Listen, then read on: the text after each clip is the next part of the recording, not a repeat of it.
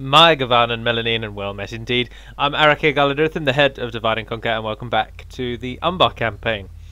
Now, we tread into unknown waters now because I have updated my computer to Windows 10. So far I've not particularly been happy with it at all. It took me quite a while to allow Windows 10 to even let Steam turn on. And it took me quite a long time to realise why it wasn't letting Steam run. So, this campaign is now going to be an interesting test to see how the new changes to UAC and all those sorts of things are going to affect this old game, Medieval 2 Total War Kingdoms. So if the game crashes now, or there's any little bugs and problems like that, it can almost certainly be attributed to Windows 10. So we shall dive in and see. It's taken me a few minutes to make Windows 10 realise I don't actually have two computer screens, and if it could stop trying to extend my screen over both, that would be brilliant. It meant that the right-hand side of my screen didn't have a hard border, so my mouse would just go off into the unknown, and it meant I couldn't scroll right in this game. So that's fascinating. I don't know what it thinks my other screen is, but there we are. So we shall see how the campaign goes. At the moment, in the campaign itself, obviously, we are consolidating, as Harad will soon be defeated by Dol Amroth, with us pressing from the south. As we can see, most of their army is heading off north somewhere, and I think it is heading north, my lord, to face off against the forces of Dol Amroth coming across the river there. Of course, Harad and Dol Amroth also have to face us, who currently are doing very nicely and very well indeed, with strong force in Gobel Mirlond, and of course Haven Master Kusai on the bridge to the east of Gobel and Kalamon. But where we are to move now is something I am unsure of. I've not planned for what to do next. I think we shall hold in Gobel and Kalamon with him on the bridge, and we will use this army to sweep north. Who do you want dead? And deal with the problems in the north. So essentially, take Barad Harn, sweep in and take Amun Aithel. No, because that would leave Barad Harn undefended. If we take Barad Harn, we're going to need another force, really, but we don't actually make too much money anymore. So we'll take the bulk of you, leaving behind... Well, we don't really need to leave behind anyone, because this area is not really under threat. We shall engage. Captain Million. Glory, honor, victory. Has a reasonable army. Let's also see how we're... Oh, 48, that's a phenomenal victory. An honourable, glorious victory. Peter Jackson has now joined our family tree. What more could a man ask for?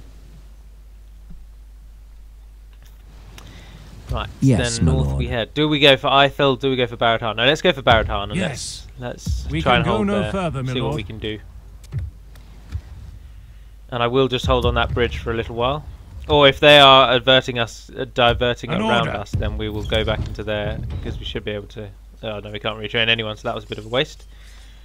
But I would rather have another unit of Southron Lancers than 9 Corsair Savages. So, we end turn again.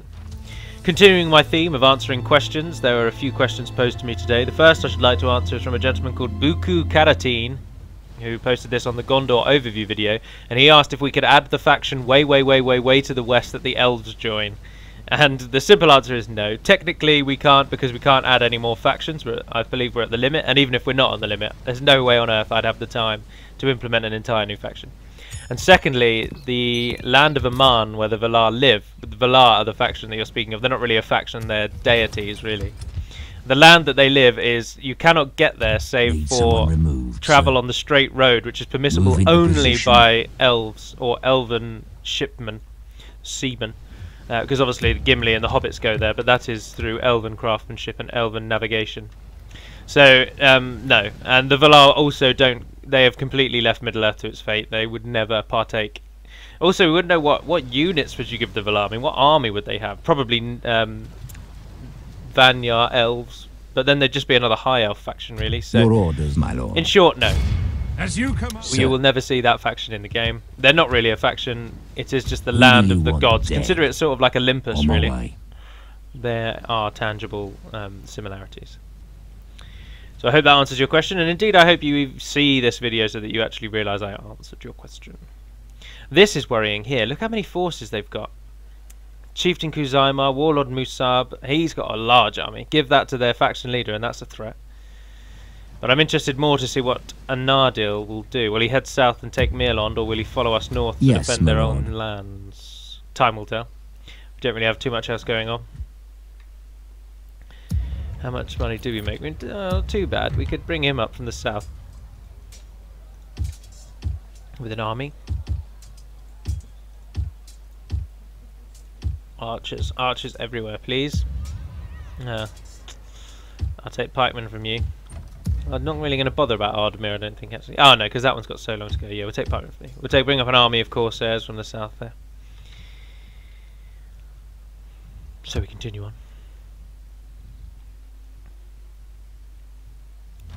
Oh, that was a stutter that I've never had before. I'm genuinely so concerned that this is going to crash any moment now. Windows 10 has not been... It's just not been a change that seems to be that worthwhile. I mean, I can understand they want a platform to spring forth for any future developments from, so they want everyone to get to Windows 10. But so far it's just been problem after problem after problem. Enemy fleet engaging us! We should man the oars and retreat! Where did that Haradrim army come from that's just besieged? And Karagmir. I will not waste. Can't even see what it is. That's a joke. Oh, and because that's being besieged, we've lost our moneymaker. Look how much money we're losing now, thanks to them. Oh, it turned into a town just before, though. Oh, then that's brilliant. That is brilliant. You'll have a unit in a turn, so head over there. Yes. Double check that we keep continuing that region. Tomorrow. Ships ready. You can just grab. Anardil has headed north. Your orders, my lord. To battle. So there'll be a big old battle there. Yes. It's going to be an interesting one. And as that army all seems to have moved north, actually, I think we will follow them. Let's do it. Into the gloom. We will leave behind 39 of them and 55 of them and head north. Move! Well, yeah, of course we don't have any money for a while. Yes. So move we north. go no further today. We shall slaughter them, my lord. We didn't blockade a port. Sauron is not pleased. Oh, Ramlond. Train some of them if you can. And you two move into there. This is more directly under threat. And another end turn. The next question I was asked is, can we do a script to turn the Dwarves of the Blue Mountains evil by a Lloyd 32222? I don't know how many 2s there are on the end of your name. I also never understand those types of names. But anyway, each to their own. And no, we can't, I'm afraid. We'll add a script whereby Lyndon and the Blue Mountain Dwarves both get attacked by orcs. But even though in the first age the dwarves fought against the elves, it was never out of desire for pure evil. It was a desire to own something that they believed was just amazing, and they wanted it for themselves. So they attacked the elves to gain it. Much in the way that, like, essentially they became corrupted through desire and were willing to kill. So basically they became thieves. But they never truly turned evil, even in their state of fighting against the elves. Had Morgoth, for example, let's say, turned up that very day with a massive army, they would have fought alongside the elves before they turned against the elves. They're not going anywhere. Silmaril. So they'd never be truly evil, and so a script having them turn evil would just be it would break law. And B, I mean, all it would serve to really do is mean that at some point in the game, Ered Luin attacked Lyndon, and I just don't think that's really worth it. For most of the gameplay, no one would really be affected, or for the large majority of the map, wouldn't be affected if Lyndon and Ered Luin fought each other. Oh, that's interesting. They are attacking, but Anardil's not joined in. Mildir, pitiful force. Morfinian, not that much better. All right, I'll oblige. Muster your courage, men! We march into battle! Fools, really. Fools, fools.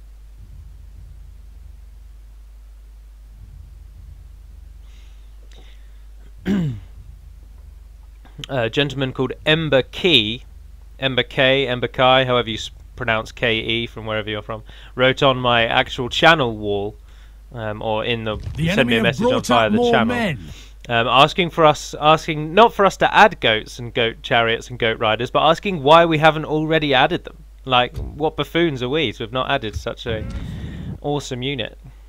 Of course, there's no malice in your request at all. Many people want those goats, but no, we will never add them. And I will say that every single time somebody asks for them, until people eventually realise you're never going to get goat riding dwarves. So stop asking. Right, archers in the back. Have we got pikemen? Yes, we have. How many pikemen have we got? Just the one. Come out of that formation for me, please. Thank you. We'll take our best, and we'll take the pikemen. Oh, we'll take you as well. And for the moment, go behind the archers. Everybody run. Oh, I've grouped you. Everybody run. Take our generals, pop them on the left. And then we'll take our more aggressive infantry and form a flank on the right. Cavalry can just go there. And that should be everybody. The reinforcements are coming from a long way behind. All the way over in the corner over there. So we should be able to deal with the town's defenders. Unless they run away. They do that annoying running away thing. I'm not entirely certain why they do it, and if to explain, but sometimes a defending army will rally.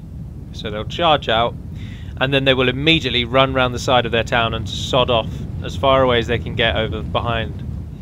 And I assume it's something to do with how the AI is programmed in certain battles. I can't really put my finger on it, but whatever the cause, it makes these battles quite dull and very easy. Why are you all bedraggled like that? Alright. Our archers have engaged the enemy. We are ready to strike. Belegar archers. Castamir's rangers. Rangers ready. They look so good. I don't know if any of you have seen the Dark Númenorian Rangers from quite a few mods, actually. Where have I seen them? I can't recall. But I don't know who created them originally, but they're just Ithilien Rangers. And instead of having a tree on the front, they have an eye on the front, and then they're just slightly darker coloured, and it totally breaks the feel of them being actual Dark Númenorians when you can just tell that they are retextured, and unfortunately, dare I say, poorly retextured Ithilien Rangers. It just takes so much away from their cool backstory that the Númenorians have. Whereas these Castamir's Rangers, while not, I mean, they're nothing groundbreaking, but they just look simple and effective, and I think they look really cool. And that's what I favour, I must admit. Simplicity over extravagance. But they were created by Zarathos, who is currently KIA, or MIA to be honest. We don't know that he's dead, but he's certainly missing in action. Haven't heard from him in a while. Alright, if they just want to stand there and throw arrows at us, then very well. I'll happily just stand here while your arrows fire and our arrows fire. Let us trade arrows with one another, shall we?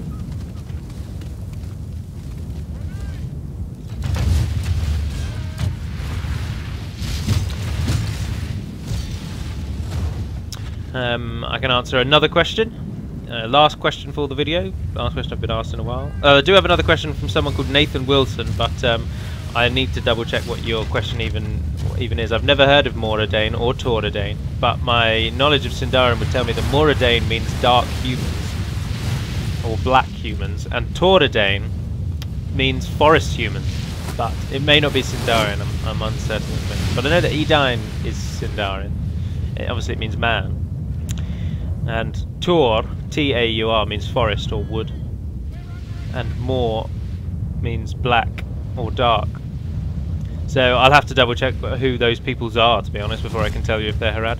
But this question from Leonardo Veras has asked what will be in version 1. As many of you I'm sure have noticed, we are version 0.52 currently. And he asks what will be in version 1.0. And the simple answer to that is the Morius campaign will finally be fixed. And once the Moria campaign is fixed, we will rename this to just Divide and Conquer version 1. No longer will we use noughts. Right, the coastal wardens are going to throw javelins at us, so we'll flank to the sides. And then they don't know who to charge. Oh, they're not going to throw their javelins. Idiots. Completely wasted that unit. You might as well join in as well. We've not got much going on, have we? Archers are still doing their job. Where's the cavalry? Come over here for a moment. I really like the Umbar system whereby you train Haradrim If we cavalry. continue like this, we will smash the enemy. The Númenorians, if there's one thing that they are most known for, aside from maybe their steel bows, their incredible seamanship, it is their lack of cavalry. And so I really like the fact that Umbar need to essentially enslave their neighbours in order to train cavalry. We wait for battle. Those guardsmen still aren't charging our archers. Well, charge out.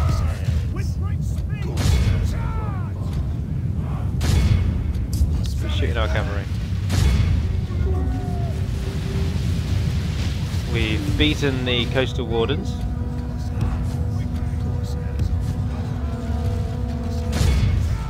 We have. Only half the enemy force Stop remains. your firing. If We'll we use you continue to like deal this, with we will what's smash the coming from enemy. over there. Oh, absolutely nothing. Why did they attack with this army? I mean, I expect Anardil will attack us immediately after this battle. But this particular army was never going to do too much damage. And what have they done? 2% so far, and they've lost almost 50% of their own. I'm just at a loss. I couldn't tell you why they've attacked us. Our generals and those archers should be enough to deal with the reinforcements. So you might as well charge into them as well. Oh, the coastal wardens ran away. That's how that went.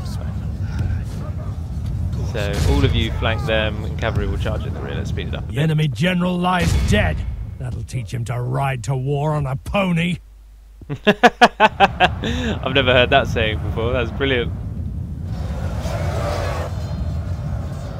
The vengeance, the anger in his voice. That'll teach him to ride to war on a pony. He wasn't happy about the enemy general. Didn't like him at all.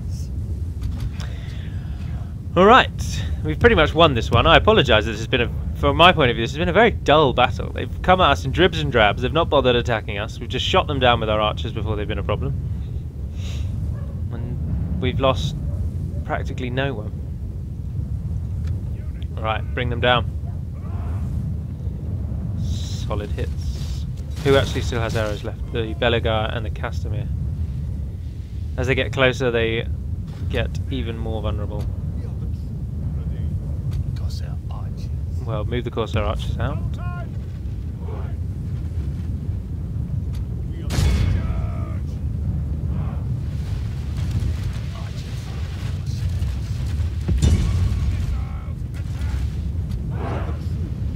They should be able to deal with them, no trouble. Go forth!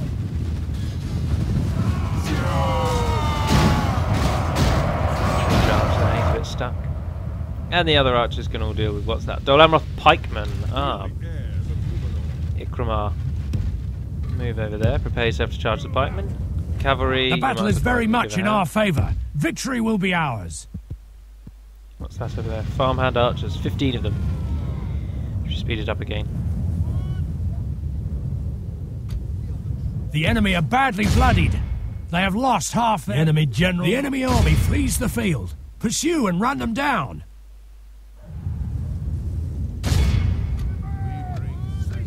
So who's still fighting? Those farmhand archers. Get them to run, it should be over. Oh, and there's 3 pikemen there.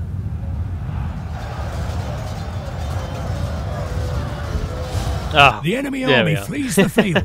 This is a clear 56 victory. men and 41 of them got away. Casualties inflicted. I'm expecting probably the cavalry to be the top. Castamere's Rangers killed 269. Criminetlis, they really are strong. Definitely living up to their price tag.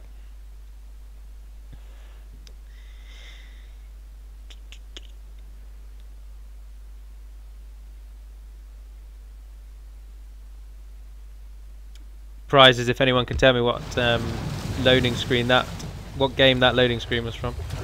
And when I say prizes, of course, I just mean a congratulations. I used to play that game quite a lot, but it got very repetitive. Mercy, my lord! Glory! Cue them all. Oh, we've taken it. Victory!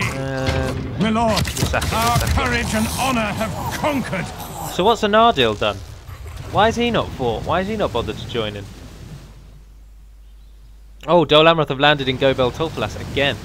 They're quite a good enemy, aren't they? I mean, it is to be expected. They're the strongest army in the world, but I never thought they'd be so aggressive. Maybe that's because I don't really... If I'm ever down in this area, I'm almost always Dol Amroth, so obviously I'm used to taking the fight out and winning a lot. But playing elsewhere in the world, say in Eriador or Ravanian... Double one, we have something for you. Oh, very cheeky. They want peace. Our yeah, go on then. gratitude for this act of wisdom shall not die. We welcome words of wisdom. I'm used to fighting in Ravanian and Eriador, and in those regions, Dol Amroth just defend. Defend, because they can't beat the might of Harad and Umbar combined.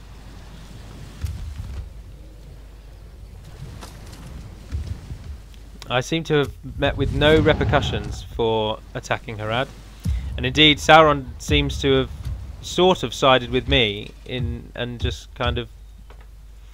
Maybe he's taken the view that if Harad can't stand up to Umbar, then they're not worthy of being recognised in his eyes.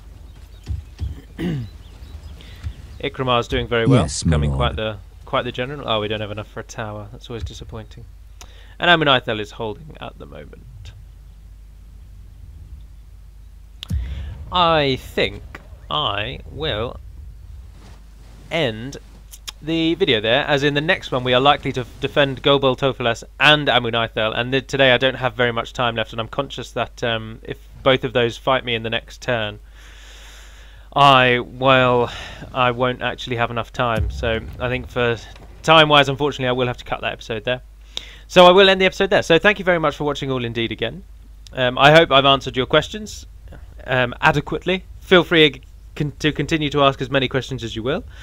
I will, as I say, answer interesting ones in the videos themselves, answer more particular ones in comments to yourself, and some I will just ignore if they've been answered a million times. I apologise for that, but it drains your desire if you just repeatedly answer the same questions. So the FAQ at Total War Centre is very up to date, so feel free to have a read of that.